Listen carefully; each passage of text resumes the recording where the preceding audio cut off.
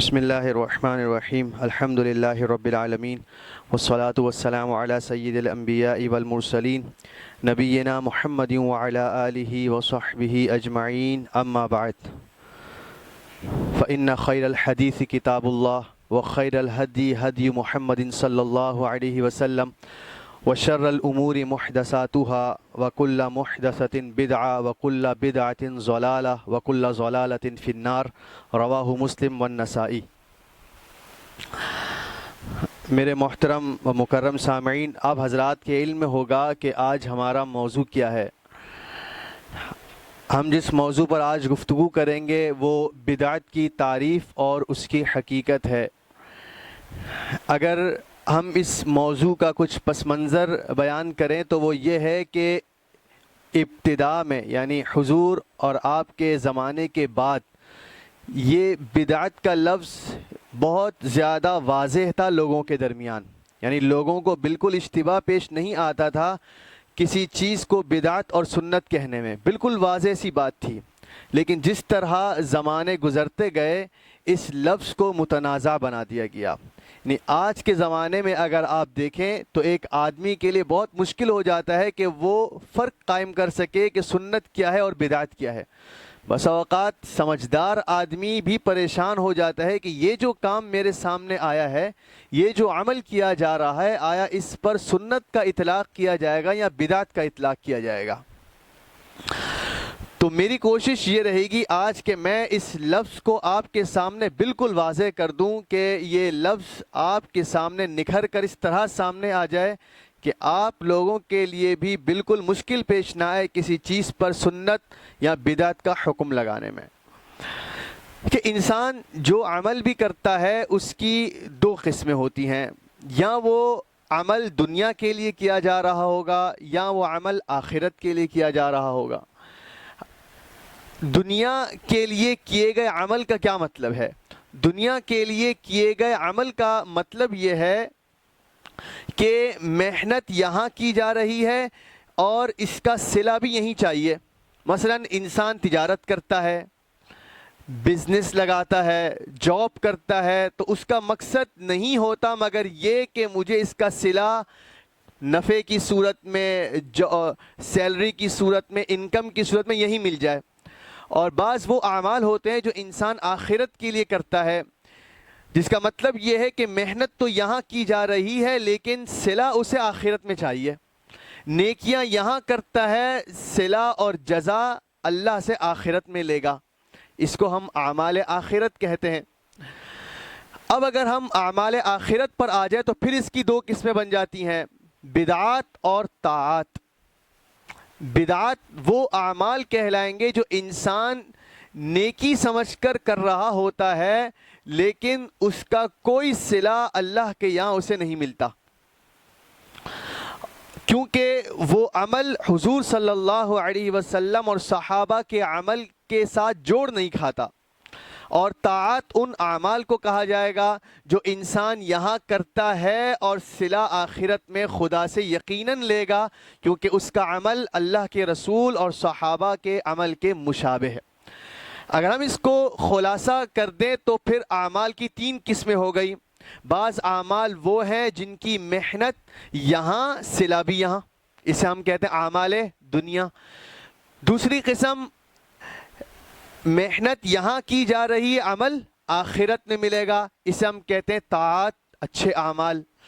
تیسری قسم اعمال کی وہ ہے کہ محنت یہاں کی جا رہی ہے، صلہ نہ یہاں ملے گا نہ آخرت میں ملے گا، اسے ہم کہتے ہیں بدعات۔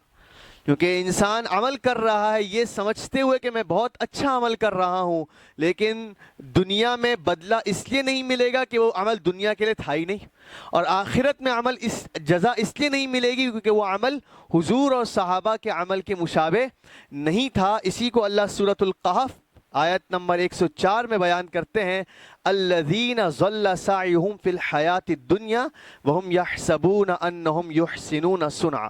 وہ لوگ جن کی محنتیں دنیا میں ہی گم ہو کے رہ گئیں اور وہ یہ سمجھتے رہے کہ ہم بہت اچھا عمل کر رہے ہیں، لیکن اللہ کے یہاں اس عمل کی کوئی اہمیت نہیں تھی۔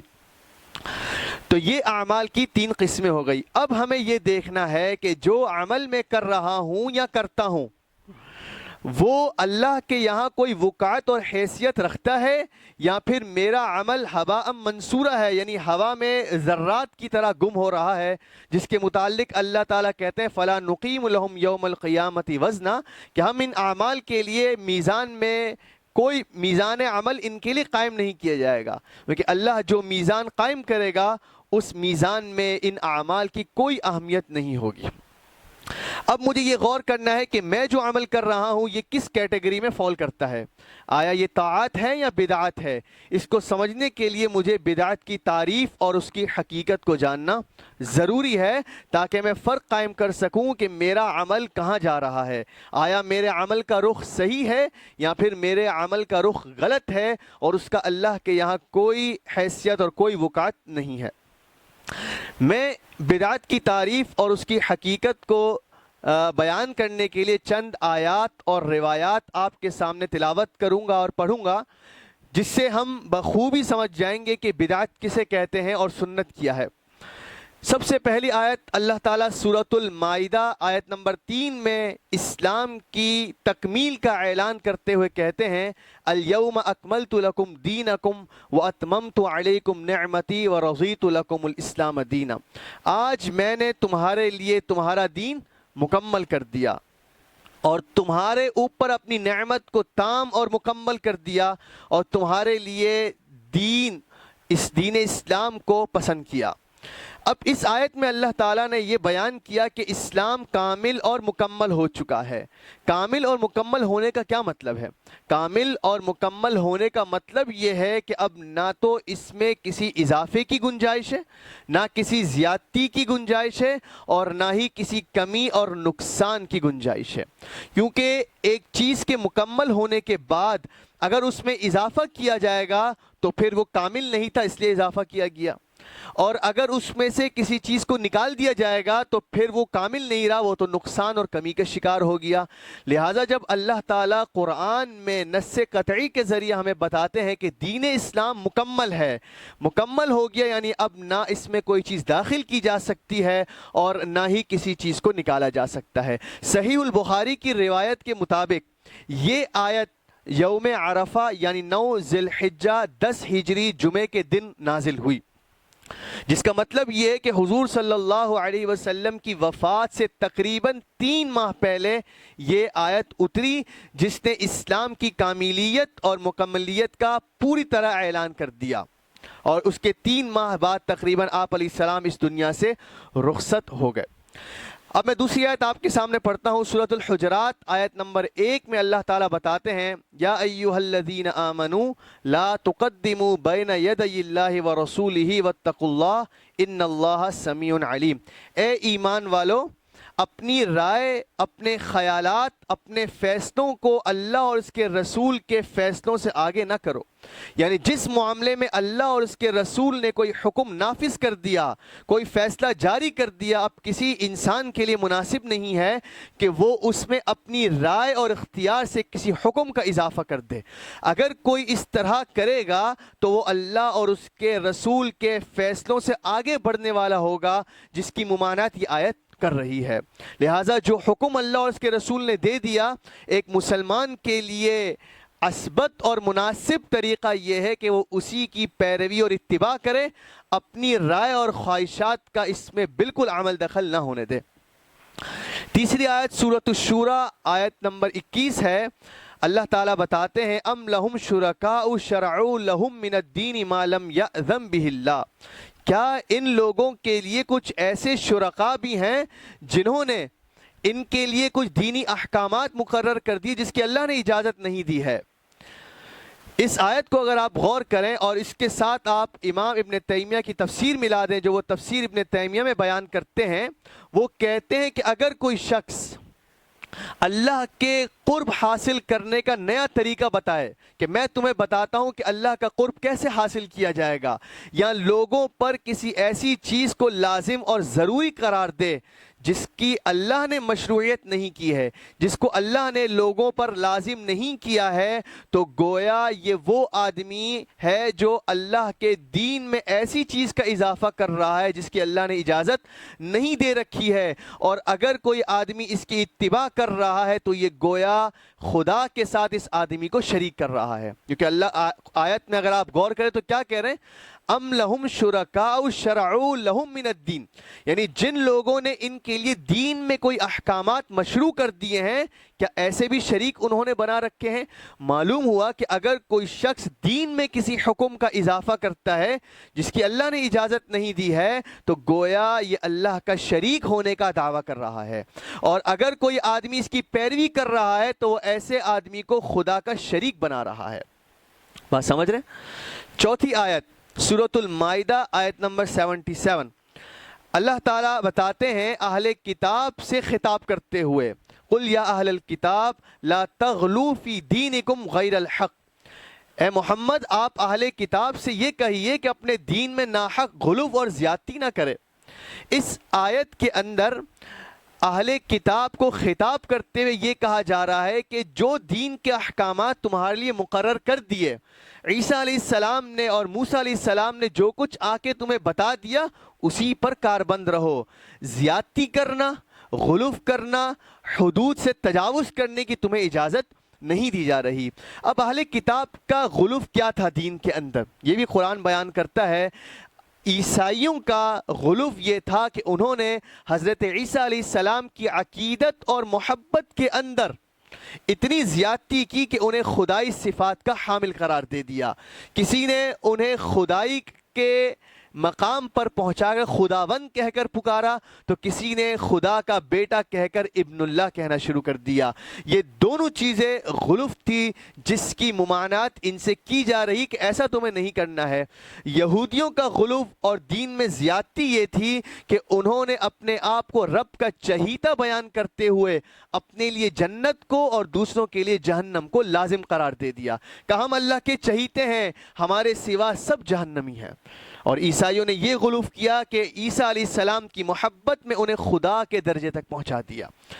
اور ہمیں کیا حکم دیا گیا ہے؟ ہمیں پہلے تو یہ کہا گیا یا ایھا الذین آمنوا لا تتخذوا اليہود والنصارى اولیاء، اے ایمان والو یہود و نصارہ کو اپنا گہرا دوست نہ بناؤ کہ تم ان کے نقش قدم پر چلنے لگ جاؤ.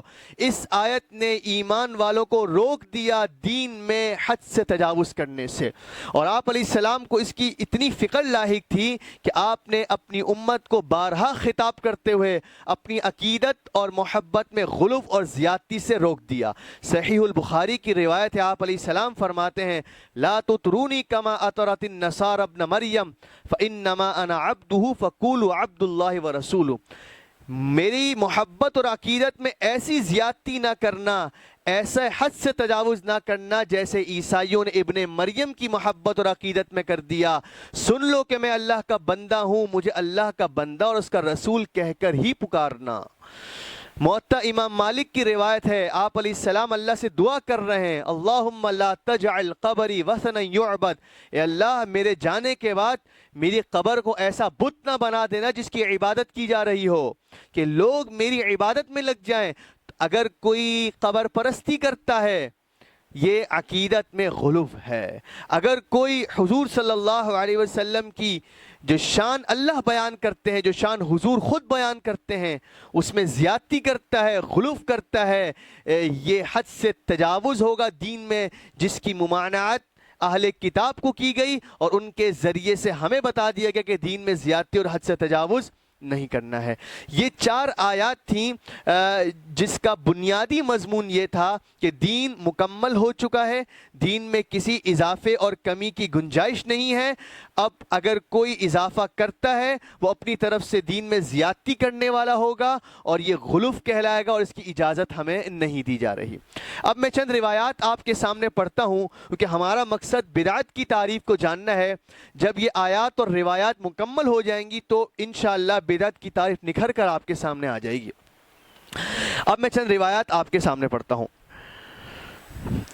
یہ جو روایت اب میں آپ کے سامنے پڑھنے لگا ہوں، حافظ ابن حجر العسقلانی فتح الباری میں اس حدیث کے متعلق، اس روایت کے متعلق لکھتے ہیں، ھذا الحدیث معدود من اصول الاسلام وقاعدۃ من قواعدہ. یہ جو حدیث ہے یہ اسلام کا ایک بنیادی اصول اور ضابطہ ہے. حافظ ابن رجب حنبلی جامع العلوم والحکم میں لکھتے ہیں، ھذا الحدیث اصل عظیم من اصول الاسلام. یہ حدیث اسلام کا ایک عظیم الشان اصول ہے. وہ حدیث کون سی ہے؟ وہ حدیث صحیح البخاری اور صحیح مسلم میں موجود ہے. حضرت عائشہ رضی اللہ عنہا بیان کرتی ہیں کہ حضور نے بتایا، من احدث فی امرنا ھذا ما لیس منہ فہو رد. جس آدمی نے ہمارے دین میں ایسی چیز کا اضافہ کیا جس کا کوئی تعلق دین سے نہیں ہے، وہ قابل رد ہے، وہ ردی کی ٹوکری میں ڈال دینے کے لائق ہے. اس حدیث کو سمجھنے کے لیے ہمیں اس حدیث کے الفاظ میں سے دو چیزوں کو سمجھنا ہوگا. اس حدیث میں پہلی بات ہے فی امرنا ھذا. فی امرنا ھذا سے کیا مراد ہے؟ اور دوسرا ما لیس منہ سے کیا مراد ہے؟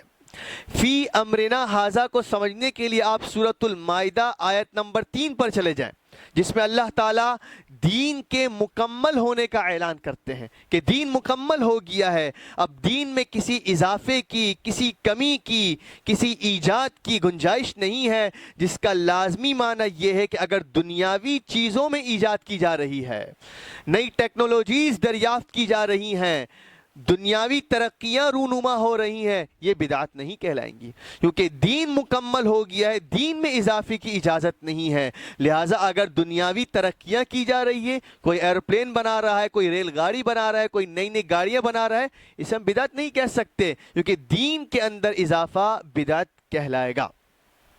اسی طرح آپ دوسری بات فی امرنا میں سمجھیں. جو عربی سے کچھ واقف ہے وہ سمجھتے ہیں کہ فی کا معنی کیا ہے. فی کہتے ہیں میں. فی امرنا ہمارے اس دین میں، ہمارے اس دین کے اندر کسی بھی چیز کا اضافہ بدعت ہوگا. اس سے معلوم ہو گیا کہ اگر دین کے لیے کسی چیز کو بڑھایا جا رہا ہے، دین کو سمجھنے کے لیے کسی چیز کا اضافہ کیا جا رہا ہے، اس کی حیثیت صرف معاون، مددگار اور دین کی سپورٹیو کی ہے، بس اور کچھ بھی نہیں. جیسے قرآن کو جمع کیا گیا، حضور علیہ السلام کے زمانے میں قرآن جمع نہیں کیا گیا تھا.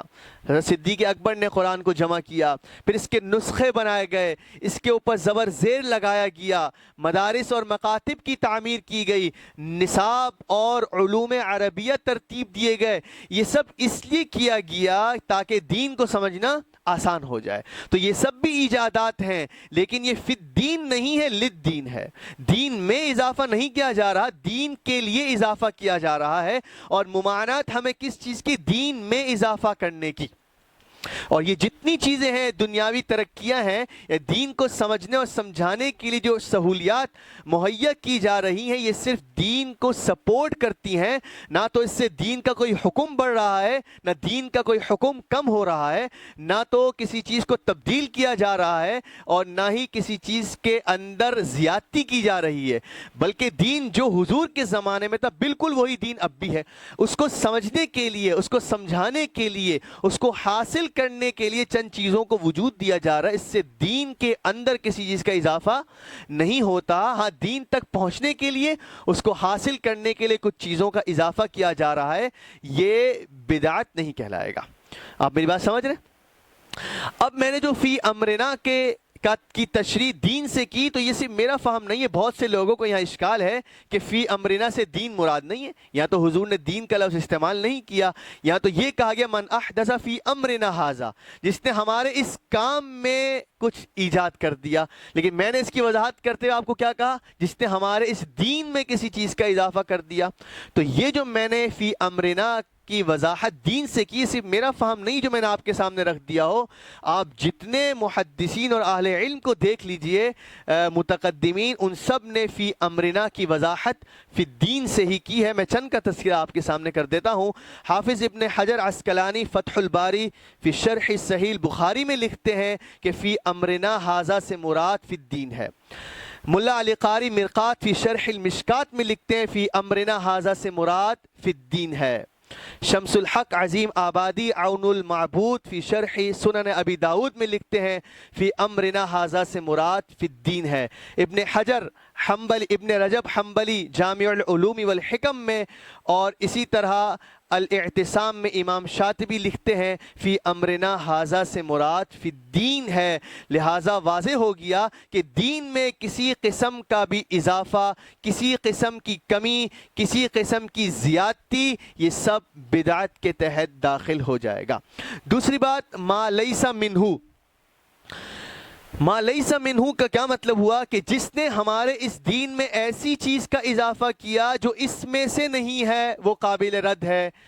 اس کا مفہوم کیا نکلا کہ اگر ایسی چیز کا اضافہ کیا گیا جو دین ہی میں سے ہے، دین کے ساتھ جوڑ کھاتا ہے، قرآن و سنت کے مخالف نہیں جاتا، قرآن اور سنت اس کی اصل ہمیں فراہم کر دیتے ہیں، تو ایسی چیز بھی بدعت نہیں ہوگی، اگرچہ اضافہ دین میں ہی کیوں نہ کیا جا رہا ہو۔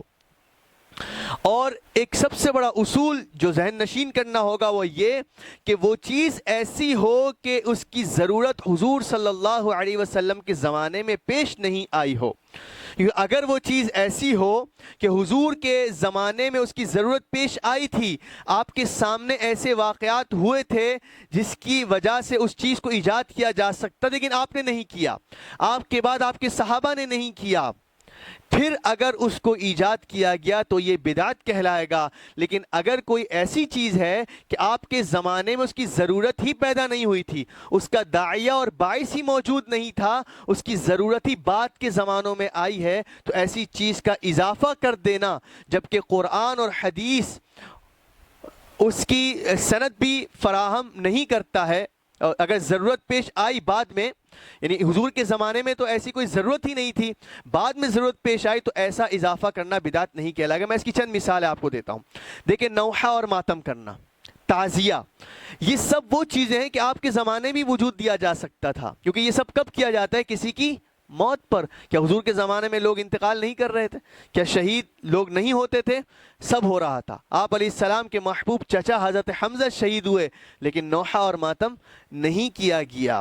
اسی طرح آپ دیکھیں، ایصال ثواب کے لیے جو تاریخیں متعین کی جاتی ہیں، یہ تیجا، یہ 10واں، یہ 40واں، آپ کے زمانے میں بھی اس کو وجود دیا جا سکتا تھا۔ قبر پر اذان دینا، اس کو آپ کے زمانے میں وجود دیا جا سکتا تھا۔ کیوں؟ کیونکہ اس کی ضرورت پیش آ رہی تھی، لوگ مر رہے تھے۔ اگر یہ دین کا کوئی کام ہوتا، اگر یہ کار ثواب ہوتا، کار خیر ہوتا، دین کے مزاج سے ملتا ہوتا، تو ہم یہ تصور نہیں کر سکتے کہ آپ اس کو وجود نہ دیتے۔ لیکن جب ان تمام چیزوں کے موجود ہوتے ہوئے انتقال ہو رہے ہیں، شہادتیں ہو رہی ہیں، قبرستان میں لوگوں کو دفن کیا جا رہا ہے، شہداء پر سال بھی گزر رہے ہیں، ولادتیں بھی آ رہی ہیں، لیکن اس کے باوجود آپ نے ان چیزوں کا کوئی اہتمام نہیں کیا، اس کا مطلب یہ ہے کہ یہ چیزیں دین کے مزاج سے میل نہیں کھاتی تھیں۔ اگر یہ دین تھا تو ہم یہ تصور نہیں کر سکتے کہ دین ہو اور آپ نے بیان نہ کیا، کیونکہ آپ علیہ السلام کو واضح حکم دیا گیا تھا، بلغ ما انزل الیک من ربک، جو آپ کے رب کی طرف سے آپ پر اتارا گیا ہے، آپ اسے بلا کم و کاست لوگوں تک پہنچا دیجئے۔ اور جب ہم دین کی کاملیت ہونے کا دعویٰ کرتے ہیں تو ہم پوری طرح اسے مانتے ہیں اور اعتقاد رکھتے ہیں کہ جو ہماری دینی ضروریات تھی آپ نے سب کا سب لوگوں تک پہنچا دیا۔ تو اگر یہ چیزیں دین ہوتی تو آپ ان کو ہم تک پہنچا دیتے۔ آپ یہ بات سمجھ رہے ہیں؟ تو جن چیزوں کی ضروریات حضور کے زمانے میں پیش آتی رہیں لیکن آپ نے انہیں وجود نہیں دیا، صحابہ نے انہیں نہیں کیا، آج اگر کوئی اٹھ کر کہتا ہے کہ اب اسے وجود دیا جائے گا تو ہم بلا شک اس کے اوپر بدعت کا حکم لگا دیں گے۔